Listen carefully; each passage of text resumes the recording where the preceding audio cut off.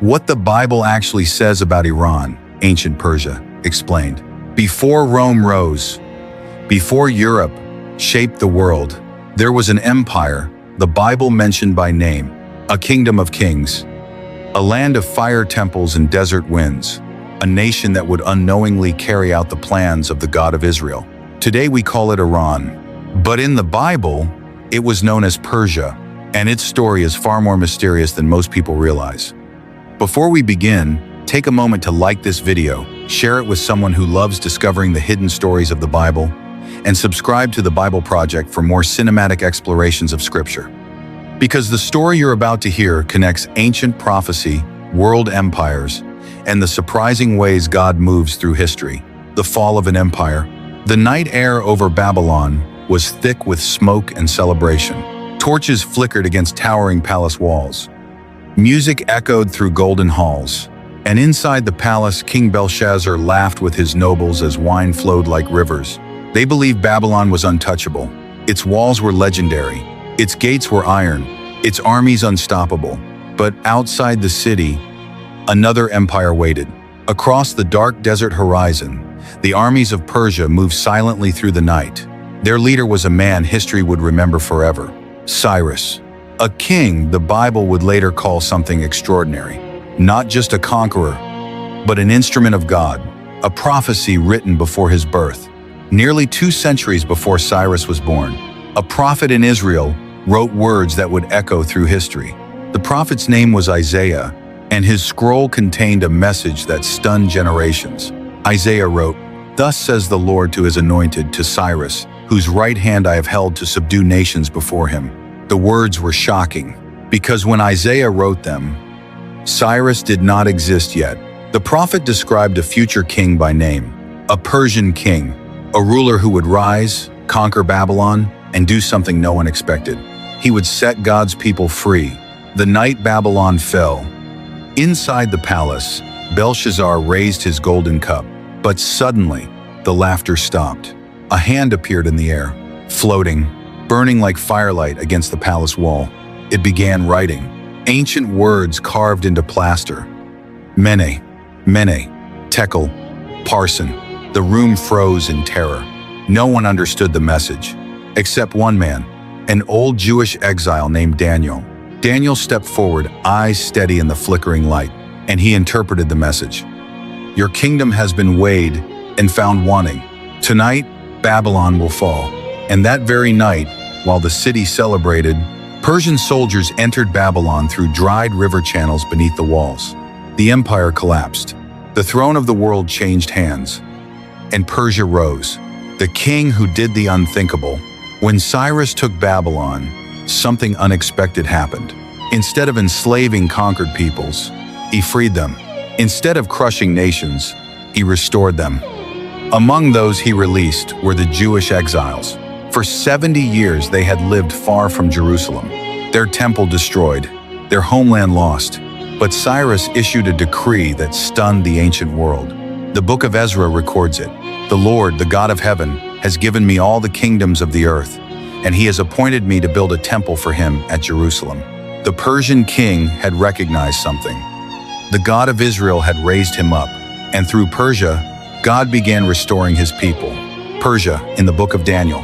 Years later, Daniel saw something strange in a vision, a storm of empires rising and falling. A ram with 2 horns charging across the earth. Then suddenly, a goat appeared from the west.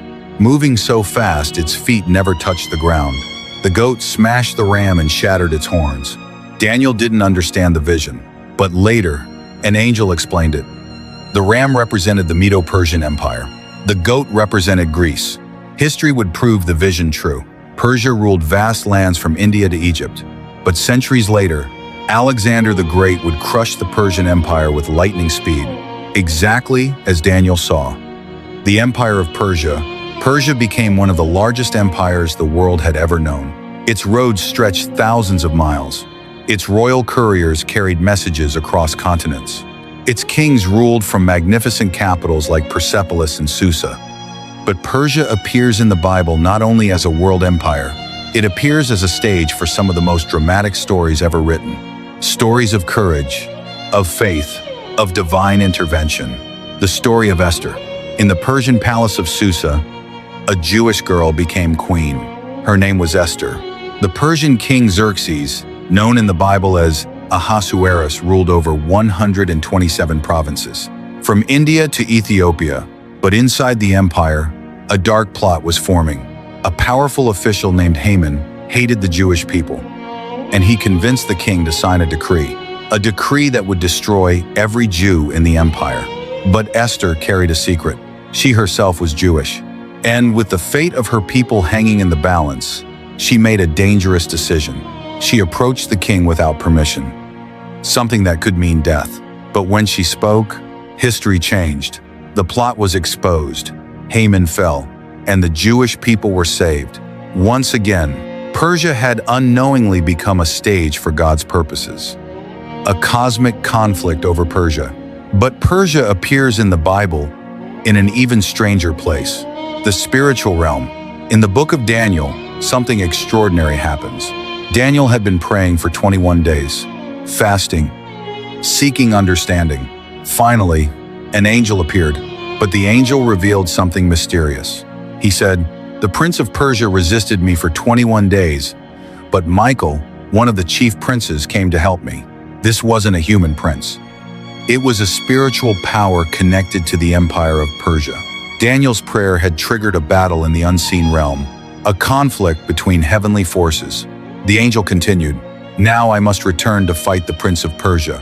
The Bible was revealing something deeper. Behind kingdoms, there are spiritual struggles. Behind empires, there are unseen battles. Persia in prophecy. Centuries later, the prophet Ezekiel wrote about a mysterious future conflict. He described nations gathering in a great alliance. Among them, a name appears clearly: Persia. Ezekiel wrote, "Persia, Cush, and Put will be with them." Even in prophecy, Persia still appears. The land that today we call Iran. Its presence in the Bible stretches across centuries. From the return of Israel from exile, to visions of spiritual warfare, to mysterious prophecies of the future, the quiet thread through history. What makes Persia unique in the Bible is something remarkable. Unlike many other empires, Persia is not portrayed primarily as an enemy of God's people. Instead, God uses it.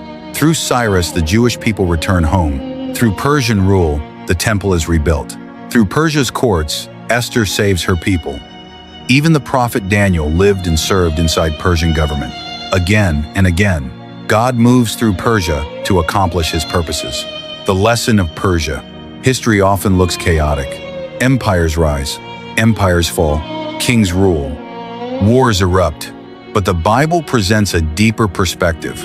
Behind the rise of nations, God is still at work. Isaiah recorded God speaking about Cyrus. "I will go before you and level the mountains.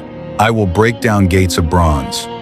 Cyrus didn't know God personally, yet God still used him. This is one of the Bible's most powerful themes. God can move through people, even those who don't realize they are part of his story. The world today. Today, the land of ancient Persia is known as Iran. Its mountains still stand.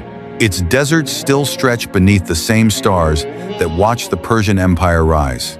And the echoes of history remain.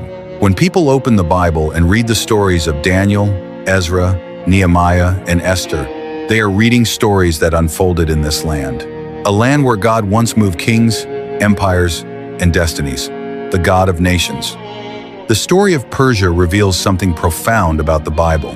God is not only the God of individuals, he is the God of nations.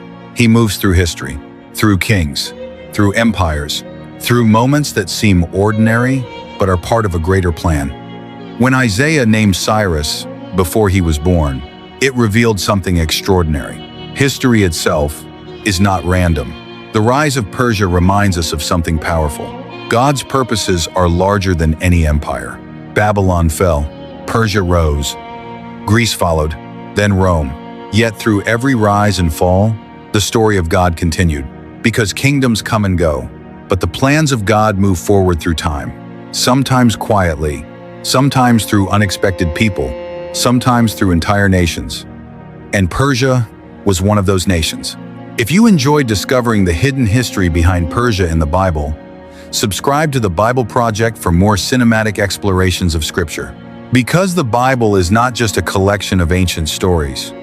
It's a window into the rise of kingdoms, the movement of history, and the unfolding plan of God across the world. And there are many more stories waiting to be uncovered.